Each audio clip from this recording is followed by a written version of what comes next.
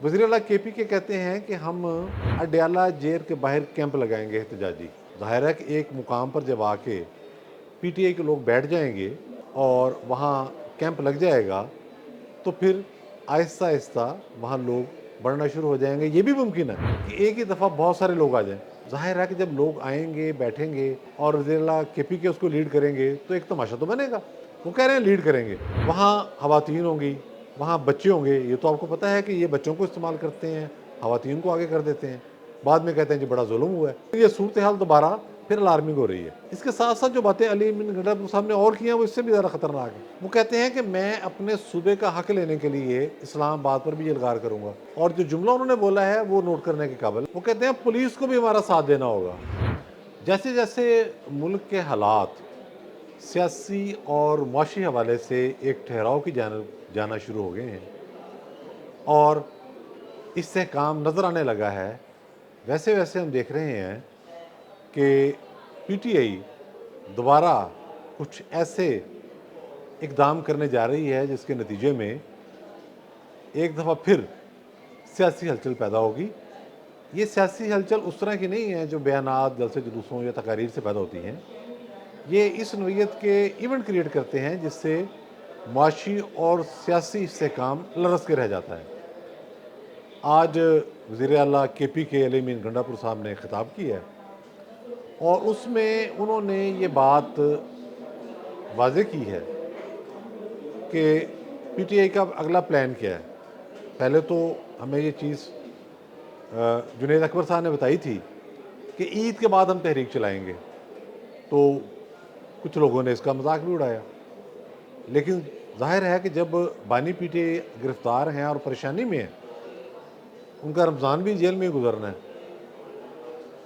उसके बाद वो एहतजाज के लिए अपनी पार्टी को तैयार करते रहते हैं और कोई ना कोई नया मशवरा सामने आता है। अब प्लान क्या है? तो प्लान आज सामने आ गया है। वज़ीर आला केपी के कहते हैं कि हम अडयाला जेल के बाहर कैंप लगाएंगे एहतजाजी।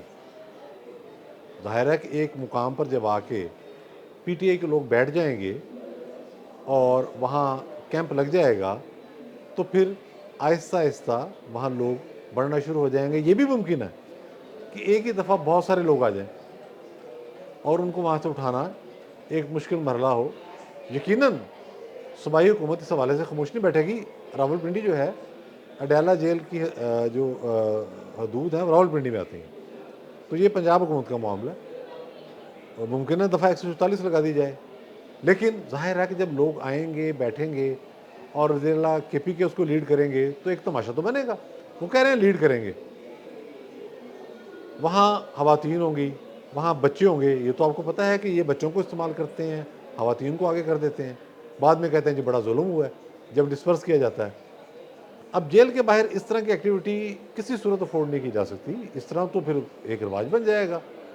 कोई बंदा भी अगर जुर्म करके जेल गया है और बाहर से कोई 1000-1200 का जत्था आगे बैठ जाता है और वो कहता है जी हमारा कैदी जो है इसे छोड़ा जाए, तो क्या ये एक आप ट्रेडिशन सेट करना चाह रहे हैं? लेकिन ये सूरत हाल दोबारा फिर अलार्मिंग हो रही है। इसके साथ साथ जो बातें अली बिन गंडापुर साहब ने और की हैं वो इससे भी ज़्यादा ख़तरनाक है।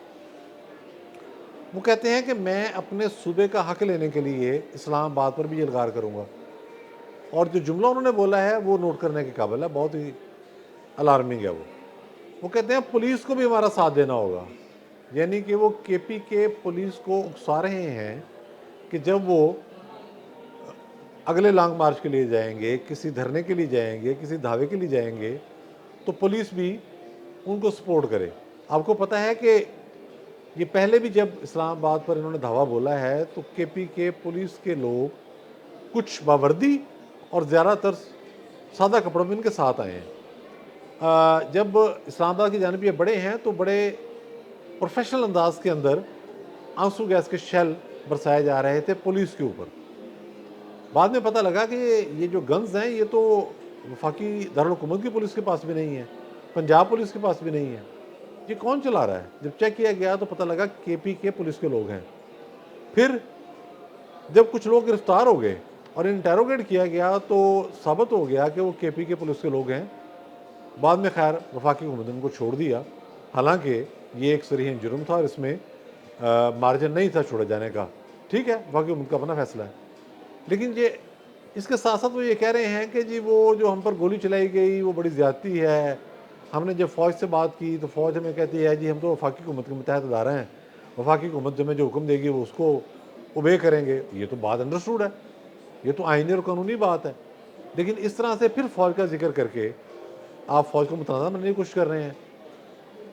وزیر اعلیٰ امین گنڈا پور کی اپنی حیثیت یہ ہے کہ ایک طرف تو اسلام آباد پہ حملہ کر رہے ہیں، تیاری کر رہے ہیں، ایک طرف اڈیالہ جیل کے باہر وہ دھرنا دینا چاہ رہے ہیں، کیمپ لگانا چاہ رہے ہیں، اور ساتھ ہی یہ کہہ رہے ہیں ابھی کچھ عرصہ پہلے جو پی ٹی آئی کے ایک یوٹیوبر پاکستان سے فرار ہوئے ہیں عمران ریاض خان، ان کے بارے میں ان کا یہ کہنا ہے کہ میری جو ایک آڈیو لیک ہوئی تھی جس میں گالیاں دے رہا تھا، اس میں نے پی ٹی آئی کے یوٹیوبر عمران ریاض کا نام نہیں لیا، وہ کسی نے فیک ویڈیو بنا کے نام شامل کر دیا۔ اب حالت یہ ہے کہ سب کے علم میں ہے کہ عمران ریاض خان کو انہوں نے پشاور میں باقاعدہ گالم گلوچ کی ان کے ساتھ ایک اجتماع کے اندر، ایک اجلاس کے اندر، اور یہ ان کے بارے میں جو ریمارکس کہتے ہیں وہ کسی ڈھکے چھپے نہیں ہیں، سب کے علم میں ہیں۔